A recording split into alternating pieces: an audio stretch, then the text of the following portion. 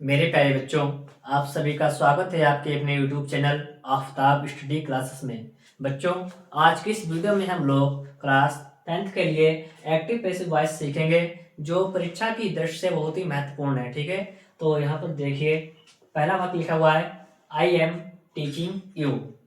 आई माने मैं, am teaching you, मैं तुम्हें पढ़ा रहा हूँ, ये वाक्य है। ठीक है, आपको इसका पैसिव वॉइस बनाना है, तो आपको क्या करना है, एक्टिव से पैसिव वॉइस बनाने के लिए आपको क्या करना होता है, सब्जेक्ट को आपको ऑब्जेक्ट बनाना है। ठीक है, और ऑब्जेक्ट को आपको सब्जेक्ट बनाना है। सब्जेक्ट को क्या बनाएंगे, ऑब्जेक्ट, और ऑब्जेक्ट को क्या बनाएंगे, सब्जेक्ट। क्या रखेंगे, और वर्ब को वर्ब के स्थान पर रखेंगे। तो देखिए, पहला वाक्य लिखा है, आई एम टीचिंग यू, तो आप इसे किस प्रकार से बनाएंगे। तो यहाँ पर ऑब्जेक्ट क्या है, यू, तो आपको क्या करना है, ऑब्जेक्ट को उठा के लाना है सब्जेक्ट के स्थान पर। तो पहले क्या लिखेंगे, यू। ठीक है, यू माने तुम। अब आपको इसके लिए इसकी हेल्पिंग वर्ब आनी चाहिए। इसकी क्या होती है, तो आपको क्या करना है, प्रेजेंट वाले जितने भी वाक्य होते हैं, जैसे होता है प्रेजेंट इंडेफिनिट,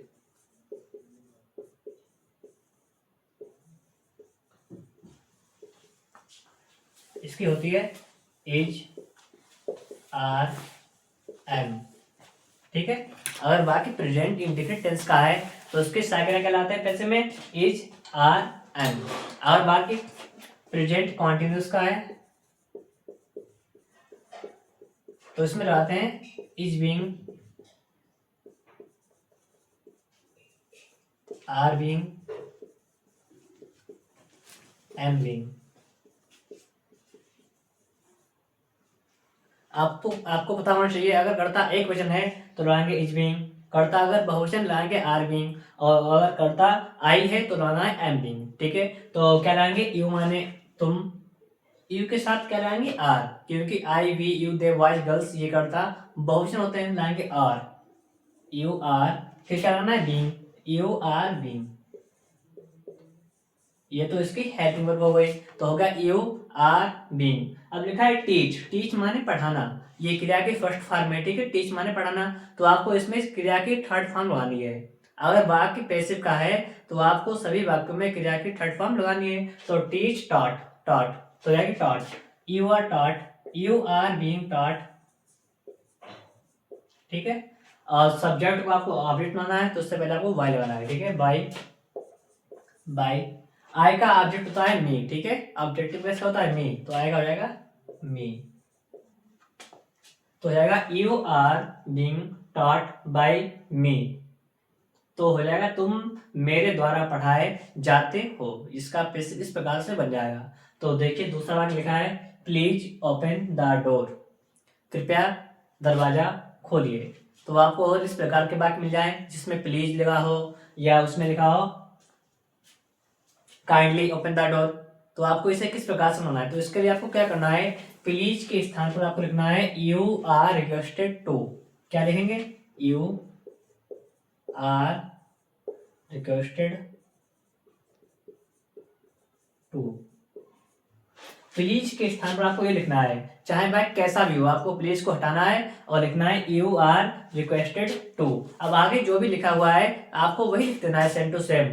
क्या लिखा है, ओपन द डोर, तो लिखिए ओपन द डोर। तो वाक्य क्या आपका फिर में हो जाएगा, you are requested to open the door. अगला वाक्य देखिए, यहाँ पर लिखा है आई नो यू, मैं तुम्हें जानता हूं। ये वाक्य प्रेजेंट इंडेफिनिट टेंस का है, और अगर वाक्य प्रेजेंट इंडेफिनिट टेंस का है तो इसकी मैंने आपको पैसिव की स्ट्रक्चर बताई, क्या होती हैं, इज, आर, एम होती हैं। तो आपको क्या करना है, इसे बनाइए। तो यू क्या है, यहाँ पर ऑब्जेक्ट है, तो आपको ऑब्जेक्ट को सब्जेक्ट बनाना है, तो लिखेंगे पहले यू, यू माने तुम। यू करता बहुवचन है तो इसमें लाएंगे आर। ठीक है, अगर करता एक विषय होता रहता इज, अगर आई होता तो एम, और बाकी सभी कर्ताओं के साथ आर, तो हो जाएगा यू आर। ठीक है, सारी क्रिया हो गई। अब आपको लाना है क्रिया की थर्ड फॉर्म, नो लिखा है यहाँ पर। नो क्रिया की फर्स्ट फॉर्म होती है नो, न्यू, नन, तो हो जाएगा K N O W, known, you are known. अब आपको क्या करना है, इसमें आपको एक चीज याद रखनी है कि नो के बाद हमेशा प्रीपोजिशन टू आती है। ठीक है, तो यहाँ पर क्या लेंगे to, you are known by नहीं लगाएंगे, यहाँ पर टू लगाएंगे। आपको याद रखना है, अगर ये एग्जाम में आता है तो आपको बाय नहीं लगानी है, क्योंकि बाय अगर आप लगाएंगे तो आपका वाक्य गलत हो जाएगा। और अधिकतर बच्चों को ये बात पता नहीं है। आप लोग वीडियो सीख रहे हो तो आपको ये बात आनी होनी चाहिए, ठीक है। अगर ये वाला आपके पास, ये वाला वाक्य अगर आपके पेपर में आ रहा है तो आपको इसे गलत नहीं करना है, ठीक है। तो लगाएंगे यू आर नन, टू लगाना है, ठीक है। नो के बाद टू आएगा हमेशा। तो यू आर नन टू, और आई का क्या जाएगा me, you are none to me. तो आपके सामने वाक्य बन जाएगा। यहाँ पर आपके 3 वाक्य बन चुके हैं, और सभी वाक्य जो है आपके लिए बहुत ही इंपॉर्टेंट है। अगला वाक्य देखें, यहाँ पर लिखा है he has read the book. यहाँ पर जिसे मैंने रेड पढ़ा है, ठीक है, वैसे होता है रीड, रेड, रेड। यहाँ पर क्रिया की थर्ड फॉर्म लगी है, और ये वाला वाक्य प्रेजेंट परफेक्ट टेंस का है। तो आप इसे किस प्रकार से बनाएंगे, तो इसकी संख्या क्या होती है वो देखिए आप पहले, ठीक है। प्रेजेंट परफेक्ट की संख्या क्या होती है पैसिव की,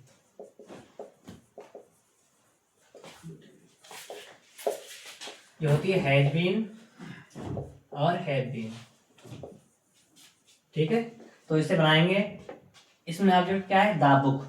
यहाँ पर पुस्तक जो है वो ऑब्जेक्ट है, तो देखेंगे द बुक माने पुस्तक। पुस्तक करता एक क्वेश्चन है, ठीक है। तो लगाएंगे has been, has been, has been. यहाँ पर रीड लिखा है, ठीक है, रेड। आपको क्रिया की थर्ड फॉर्म लगानी है, और इसमें आपको एक बात पता होनी चाहिए, इसमें सभी वाक्य में क्रिया की थर्ड फॉर्म लगती है परफेक्ट वाले में। तो लगाएंगे the book has been read by. He का क्या होता है, हिम, ठीक है। ही का ऑब्जेक्टिव क्या होता है, हिम, तो जाएगा हिम। तो वाक्य बनेगा the book has been read by him.